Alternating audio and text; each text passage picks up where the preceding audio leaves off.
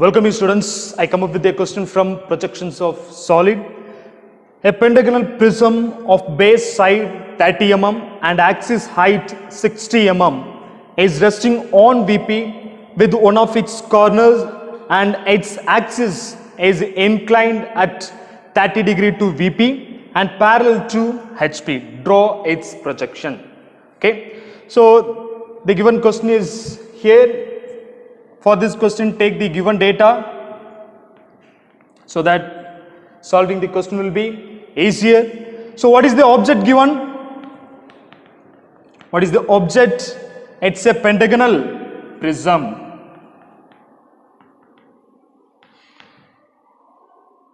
Pentagonal prism. And side is with 30 mm. What about the height? Axis height is being given as 60. Okay. And what about the resting? How the object is been resting? It is resting on VP. How it is resting? With one of its corner. Okay. So with the corner on VP, it is been resting. What about the axis inclination? Axis inclination. Axis is inclined 30 degree to VP. Okay. It is inclined to VP. So we know when the axis is inclined to VP, definitely we needs to undergo the method called change of position method. So for that we have to undergo two stages. One is a simple position and the second one is a axis inclinations. With the same procedure we are going to follow in order to solve this question. So first be ready with the reference line XY and make the VP and horizontal plane below the XY line. Right? So first is a simple position. Simple position. And the second one, it's a axis inclination. Or else we will be showing this special kind of inclinations, right? Okay, in the simple position what we initially do, just we will be taking the assumption based upon the axis inclination. So here the axis is been inclined to VP, right? So consider this is the pentagonal prism, okay? Just consider this ground as a horizontal plane and this board as a vertical plane. So if it is inclined to VP, the object is just kept something like this. Am I right? So just see it is making inclination with VP, vertical plane. And since it is inclined to VP, what the initial assumption we have to take? Just we need to keep just what? Perpendicular to VP. The axis perpendicular to VP. So this is the exact position. Okay. And see, it is resting with the corner. So definitely the resting position must be taken on the right side. So we need to keep the object something like this. Not the side to come on the right side. What? We need to keep the one of the corner to come on the right side. Okay. So this is the exact position. So for which we are going to take the front view and top view. We are familiar in the front view we could able to see the true shape, and from the top view we could see the height of the object. Nothing but the rectangular faces of the prism. Okay. So in this position concern, the top base becomes the front face when you are looking from the front, and this bottom face becomes the rear face. Okay. So the front face will be visible and the bottom face will be invisible. Right? Okay. So here, since it is perpendicular to VP, the true shape will be falling on the VP. So in the VP plane, I am going to construct the pentagonal shape since it is a true shape. So here it is with a 30 mm. So first of all go with a 30 mm side. Okay. Straight line should be 30 mm. And we know the internal angle of pentagon is 108. So by keeping at the end, just keeping your protractor, go for reading 108 degree and have a line something like this. And from the another end, just keep your protractor and read 108 and go for a inclined line something like this. Okay. So now keep reading 30 mm from your scale in your in your compass and just have a cut mark from this end. As well, these same things have to repeat for this end as well. Okay, so you will be getting the cutting mark something like this. From this end, with the same measurement, go for a cut mark. These are all the procedure we know, right? So from this end, again you have the cut mark. So that you will get the intersection point. If you connect those things, you could able to see the what? The shape of the pentagon. We will get the 5 sides, right? Go for a dark line. Go for a dark line. So this will be like this. Make sure when you are making it, your corner should be on the right side. Okay, so front face will be a visible one. So I am going to name it as A, B, C, D and E, which is a front view. So make as a dash mark. And the rear face will be invisible one. So for which I am going to take it inside the brackets P dash, Q dash, R dash, S dash and T dash. Okay, so front view for this simple question is okay, it's completed. Come to the top view. So for that we are familiar nowadays, we need to take the what? Projectors, extend the projectors. So here when you come to the prism, we need a what? Axis. There will be axis, am I right? So how will you get the axis? So in order to get the axis, we need to find the center for the what? True shape. For this polygon, we need to take the center. So it is easy. In order to find the center from the opposite corner, just take a horizontal line, or else in order to make it easier, so you just take midpoint of any of the sides, something like this, and bring that point to the opposite corner, something like this. You are making the midpoint of any of the side and just connect from that midpoint to the opposite corner, just a line. Okay, same manner in the adjacent side, again you repeat the same procedure. Find it the midpoint and take the line to the opposite corner, so that you will get the line something like this. At that time, both the lines intersect at a point which is the center for the polygon. So if you drop a line, it will be the axis. It will be the axis for the polygon. Okay, fine. So now we are going to form the top view. So we need the height. It has been given in the question 60 mm, which is the axis height. So take it in your compass and in the axis just have a cut mark with a 60 mm. And if you close it by drawing a very good horizontal line passing through the cut point, so you will form the what? The rectangular face. Always the boundary of the object will be visible. So make it as a dark one. Make it as a dark one. And then see the position of the object is something like this.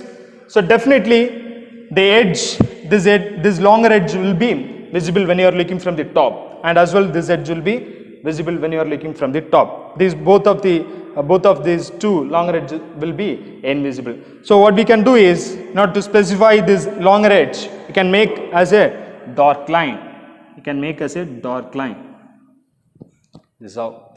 So just do the notations. Okay. So when you are having the notation for the top view, how to look the object from the top view, something like this. So I can say in the top base or in the front base, E, D, C will be visible. A and B will be invisible. E is visible, D is visible and C is visible. A and B is invisible. A is just lying behind E, so nearby E I am noting down the A inside the bracket. And B is just behind D, so nearby B I am marking it inside the bracket. What about the bottom base? In the bottom base, T, S and R is visible from the top, and P and Q is invisible. So T is visible, S is visible and R is visible. What is invisible? Q is invisible, just lying behind S, and P is invisible, just lying behind T, right? So make it inside the bracket P and Q. So now the front view and top view for this simple position we have completed. What is next? The axis inclination. Now look at the axis, how it is kept. It is just kept 90 degree with VP. So it must be taken 30 degree to VP, right? So by just tilting the object something like this, you can achieve the exact position. Okay.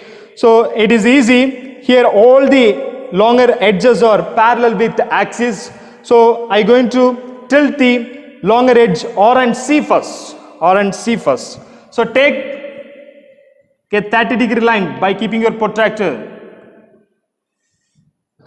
Go for a 30 degree line, something like this. Okay, it's a 30 degree line. So approximately it will be like this. So I'm going to take from this spot. So it will be something like this. Okay, fine. So now this is the longer edge. We're going to tilt first. So first I'm going to take it on the XY line as R. Okay, and just reading the measurement R to Z, what is the measurement, and I'm going to have a cut mark. So this becomes C1 and this becomes R1. What is next? We're going to form the same rectangular face over the inclined line, right?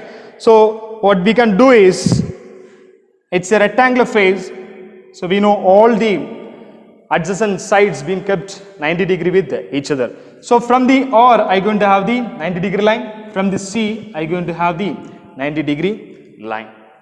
Take the measurement R to T. What is the measurement in order to get the boundary? So this would be the T1 and the P1. Then go for the next end, C to E. I gonna take the measurement. Just go for a cut mark. So here you will get, so this would be E1 and A1. Okay. So I'm going to just connect those end points so that you will get the rectangular face boundary. And what about the next? You need to specify S as well D, longer edges, right? So for that, take the measurement R to S, just go for a cut mark, and from C to D, take the measurement, have a cut mark. Connect those points and specify S1 and Q1. So here D1 and B1, like this. What is next? Axis. Take the measurement, convey it to the diagram so that you will get the point. So from each end you can do it so that you will get a point. Go for the axis line, long line, dot, long line, dot. So the same things will be visible as well in this position. So without any second thought, what other things are visible, make it as a dark one by looking at the previous stage top view. Make it as a dark one. Fine. So we have completed the things. So now the final front view. How will you capture the final front view? Yes, by extending the projectors, getting the vertical projectors and getting the horizontal projectors. By doing the mapping works, we will get the shapes. So I am trying to get the horizontal projector now. Extend the line from each and every corners like this. So the construction line will be forming something like this. Now do the mapping works. First go with the front face. A horizontal is coming and here is the A horizontal. So this becomes your A1 dash. Here is the B horizontal and here is the B horizontal. So this becomes B1 dash. So here is the C horizontal and vertical meeting. So this will be C1 dash. Where is D? So here will be the D1 dash. Here is E horizontal and vertical, so this will be the meeting point. So this becomes E1 dash. Go to the rear face. So here P horizontal and P vertical meeting at this place, so this will be P1 dash. So this would be your Q1 dash, and this would be your R1 dash, and this would be your S1 dash, and this would be your T1 dash. When you are going with the mapping nodes, you will be forming the point something like this. So we need to identify the shape, what are the edges are visible and what are the edges are invisible. What is the procedure we need to follow? Yes, we need to follow order. First we need to go with the boundary. Always whenever the object is been placed at any position, definitely for the object there will be the boundary. Okay, so without any confusions, go and connect all the outermost points as a dark one to another, something like this. Go for a dark line like this. Okay, so boundary should be a closed. First step, boundary should be closed. And next, see, we need to concentrate on the top face or the front face. We can say here, we can say the front face. Though the position of the object for this question is something like this. So when you are having the look from the front view, since it is inclined, definitely in a skewed manner, the front base will be visible to you. Okay, so without any second thought, you can make all the base edge as a dark one. Okay, some of the edge we have completed in the boundary. So remaining edges like B2, A, A2, E and E2D should be a dark one. After completing the top base or front base, just go to the rear base. Okay, so this is the exact position. So you are looking from the front. Okay, some of the edges been identified in the boundary. What about the rest of the edge like Q, Q2R and R2S? Is it possible to look? Definitely when you are having the look from the front, the edge like Q2R and R2S will be invisible from the front when you are looking 90 degree to it. So we can make Q2R as a dashed line, and R2S as a dashed line. So now the front face and rear face we have completed. The remaining one is the longer edges. Okay, longer edges. Already we have done for some of the longer edges. It's a pentagonal pentagonal prism. So we have 5 longer edges. 1, 2, 3, 4, 5. Look at this diagram. Already Q2B we have connected the longer edge, and S2 D1 we have connected the longer edge. The remaining edge is 3. Okay, longer edge is 3. P2Q there will be a connection. T2E there will be a connection, and R2C there will be a connection. Check for those longer edges. Okay, the position of the object is something like this. Okay, so now from the front face, if you look at the object, definitely since I have given the name as A, B, C, D and E, and this is P, Q, R, S and this is T, I can say P2 A will be a visible one, and then T2 E will be a visible one from the front face. What is invisible? The corner which is resting, that means C2 or there will be a longer edge, right? That particular edge will be invisible when you are having the look from the front. The edge C2 or will be invisible, which will be just behind our sight.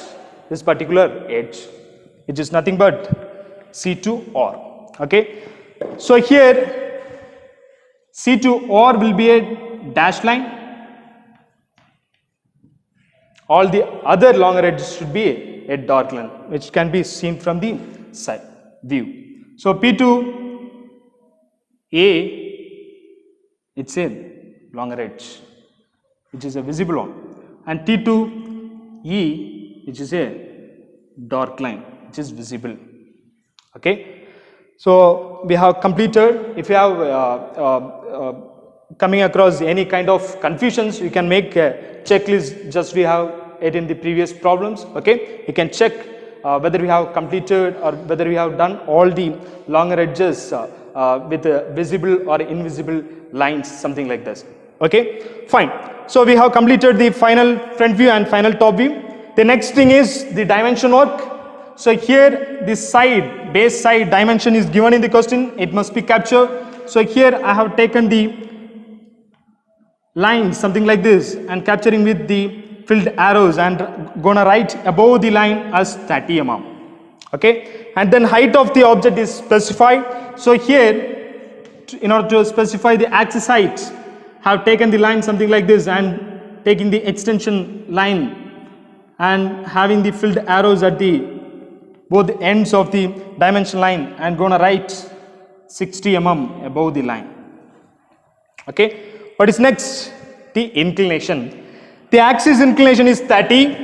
It's need to be specified. So here is the axis. What you have to do is in the axis you have to specify it, for which take the line in the same inclination and just get it to the XY line. So you will get the line something like this and just note the angle as 30 degree. Okay. Any other details how to capture here? No, right? Fine. So write all dimensions are in mm since we have taken all the measurement in mm. Okay. With the help of guidelines, write all dimensions or in mm. In mm. Okay. I hope you understood how to work with such kind of conditions. Thank you so much.